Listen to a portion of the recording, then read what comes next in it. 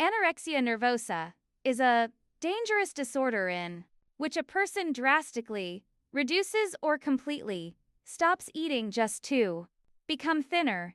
It is most commonly seen in young girls who are overly concerned about their body image. This issue often rises due to low self-esteem, the influence of social media, and criticism from others. Many girls see their mothers constantly worrying about their weight, dieting, or criticizing their own bodies, which makes them feel that being thin is necessary.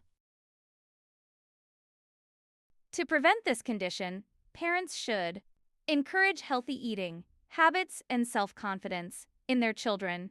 If any concerning signs appear, seeking medical help immediately is crucial.